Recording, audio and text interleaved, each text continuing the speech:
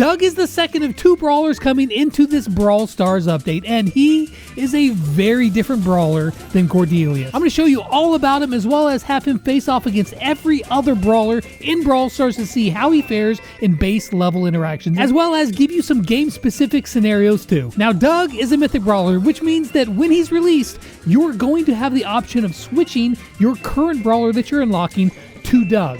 Now, if you choose not to, Doug will go to the very back of the line and he will be the last brawler that you unlock. Alternatively, you can just buy him for 349 gems, and if you do that, be sure to use code LEX to help support the channel. Now, since Brawl Talk, Doug has received a couple of buffs. He has had his health increased by 300 hit points up to 7,200, and his reload speed was also increased so that he attacks faster. Now, we're going to show off that attack speed against our first set of brawlers after I tell you about an awesome game. And today's sponsor, Tower of Fantasy. Now, whether you've never played Tower of Fantasy in the past or if you're a returning player, you're in for a big treat because Update 3.0 is hitting on June the 27th, and it is huge. This amazing open world MMO is getting a huge new addition called Domain 9. It's a secluded space realm that's isolated from the outside world, yet its people discovered rare relics, allowing them to transform into an advanced city. The tech, it's all there, yet it still retains its Eastern vibe and looks amazing. But the looks don't stop at the courtyard, because the brand new boss that you have to take on,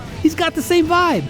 But, I mean, you know, like not as peaceful. In Tower of Fantasy, you'll immerse yourself in a massive storyline, and adding to that in the new update, you're going to have all new quest lines as well to embark upon. And arriving alongside it all is a brand new map called Farewellville, which is the first map that the Executors visit. In this new map, you're going to have many new explorations, puzzles, and awesome world bosses to overcome. But a new update isn't complete without new characters, and there is a brand new one coming, and her name is Leo Ho. She's the guardian of Farewellville, and her brother are fierce fighters. Another great new feature is the mentor system, where you can find a mentor and get help exploring and becoming stronger. So whether you're new or returning, this is the perfect time to hop into Tower of Fantasy and immerse yourself in the game. And if you're returning, there's going to be some special rewards waiting for you to speed up your progression. So go check out Tower of Fantasy and the massive new 3.0 update by clicking the link in the description or the pinned comment.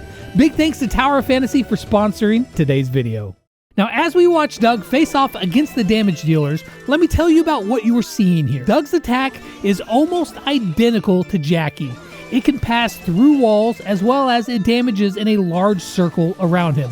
There are, however, 2 big differences. First off, Doug can heal his teammates if he attacks when they're near him. They will receive healing equal to half the amount of damage that he deals. There are 6 different amounts of damage that he can deal, ranging from 900 if you're on the very edge of his range, up to 1800 if you are directly right on top of him. Now, I've got him placed against all these brawlers at the 1440 damage spot, as it's not going to be too often that an enemy allows you to get that close to them, or at least if they're smart. And as you can see against Nita here, it's still enough to finish the job, although not by much. His damage and healing can both be affected by gadgets. One of his gadgets makes the next attack deal twice the amount of damage but does 0 healing, and the other one deals twice as much healing but 0 damage. Now, to take that one step further, his second star power will give himself a small percentage of healing as well, as you can see in these tests. Now, his first star power works with his super, and it's a very unique one. When he uses his super on a teammate or himself, the player will receive a hot dog mark. This mark will last for 5 seconds, and if the player dies while that mark is active, well, they'll become a hot dog on the ground, and then they'll respawn. Now, the downside here is that, as we can see against RT, that when he respawns with half health. That means smart enemies will just wait around for you to pop right back up, and they'll take you right back out again quickly. Now, you would think that Doug is a tank himself, but he's actually classified as a support brawler, and that's what's a bit strange about Doug. To get the most from him, you really need to have teammates close to you, like real close to you. And generally, that's not something that you really want to do in Brawl Stars. So we have a tanky brawler that attacks like Jackie and heals for quite a large amount, but only in a really close range. It's kind of strange. But because his damage is lower than actual tanks, you can see that they don't have too much trouble taking him out. He does, however, put up a good fight against Rosa, even though she edges out the win. And Buster and Doug are very similar in how their shots deal more damage the closer you are. Doug does, however, get the best of Hank. However, in a real game, Hank would be playing a very different style of attacking, like backing up, charging, going in, hitting his shot. It's just a completely different style for Hank. But other ones like Frank, they're just going to outrange Doug by a very good margin. Now, if you find yourself toe-to-toe in a real game against a tank, that would be a great time to use that damage gadget to give yourself a very good chance to win. But if you don't have it, it's going to be a tough fight. Doug is built to be a support brawler, not a pure damage dealer. Now, against all of these throwers, Doug, of course, smashes them. Grom gets a couple of shots off, but Tick, well, he never does. Penny can't take the damage, and Sprout, well, he has a real tough day at the office there. Now, in a real game, this isn't actually too bad of a matchup, actually. I mean, yes, Doug can hit through walls, but that's a pretty easy workaround if you're a thrower. You just back off of it a little bit and Bob's your uncle. And Penny, well, she can always use her salty barrel to get some extra damage on Doug, but for the most part, she's just going to want to stay back. Now, speaking of staying back, our next group is going to do just that. Sporting super long-range shots, these brawlers will pick on Doug from a distance. Distance, however, is not on their side here. Doug absolutely shreds through their hit points on these brawlers as they're entirely too close for comfort. But if you put them as a distance and try to run up to them like Doug tries on Piper here, it doesn't end well for him. Both Maisie and Nani, however, do a very respectable job at dropping that health on Doug. But in the end, these brawlers are not going to want to run into Doug in the bushes, or they're not going to be very happy. Now, of course, in a real game, this is very much the classic range versus no range.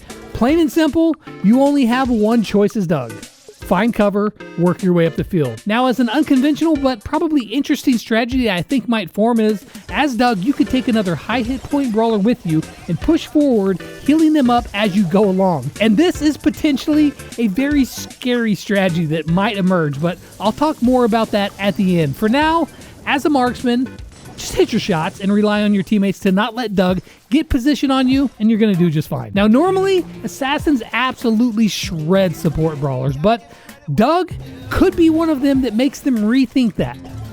Well, I mean, some of them at least. Now, if Mortis dashes into Doug, like the closer he gets, the more damage he's going to take. That's obviously not good for him. Crow absolutely gets smashed up close, and Stu finds out it's just too much to handle.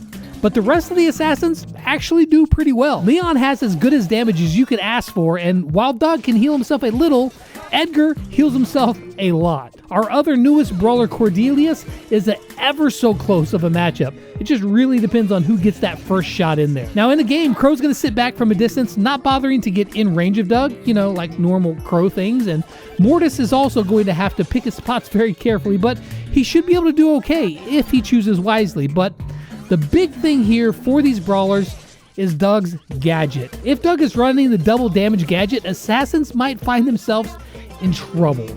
Well, at least 3 times a match. Now, against his fellow support brawlers, Doug does really well in these base interactions. Gray's buffed star power really helps him out a lot, but it's just not enough in the end. And Gus and Byron, they just lack the damage or the health to deal with Doug up close. Ruff's fast unload speed doesn't matter when he gets erased that quick, and Poco's pathetic damage, well, he'll always have trouble with someone over 7,000 health and they're close enough to strum his guitar. Now, in a real game, I think that this matchup isn't going to be the normal support versus support matchup, because that's usually like a chip at range kind of fight, but Doug's going to be the aggressor here, and he very well may be bringing friends with him. So you're going to want to rely on your teammates here as a support brawler if you're facing Doug, and if you end up by yourself as a support brawler, it's going to be a tough one to handle. Now, our last group to face off against Doug are the controllers. Now, these brawlers don't usually have the most damage or the most hit points, and so they immediately find themselves behind the 8-ball. Lou does get a brain freeze off, but he can't finish the fight. And Squeak actually this time does not have to wait for that last shot anymore. I mean, he still doesn't win,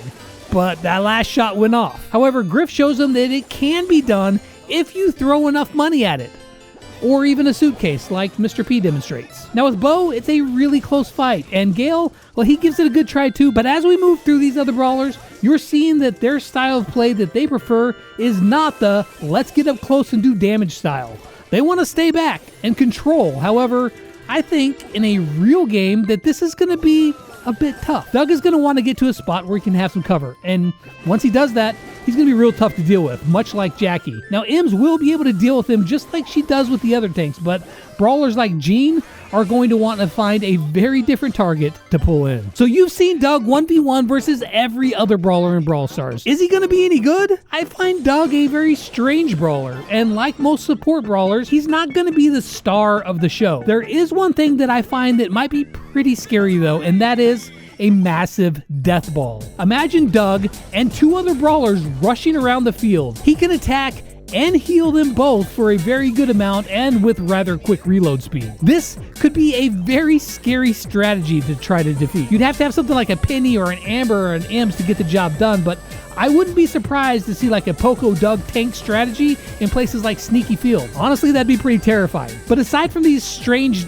probably niche strategies, I think Doug's a pretty cool brawler, but is he amazing? Is he gonna dominate? I don't think so, and if I'm being just completely real, keep it 100 here, I don't really like playing brawlers like this. Jackie is one of my least favorite brawlers to play in the game because her attack is very boring, and well, Doug's is almost identical. I mean, that doesn't mean that he can't be good. That doesn't mean that you may not enjoy it. I just personally don't like Doug's playstyle too much. But all in all, I think that he's going to be a pretty average brawler with some really awesome niche use case scenarios that could make him a very formidable support brawler. Now, if 5 out of 10 was just middle of the pack, very average, I'd give him a 6. I mean, he has a very cool super that could be useful in many situations, and his healing is actually really good, but he's not like a super great offensive player. He's not the strongest. I mean, he's a support brawler. That's what he does. But yeah, 6, maybe a little bit higher. But all in all, I'd say, yeah, Doug is pretty balanced. Well done, Supercell.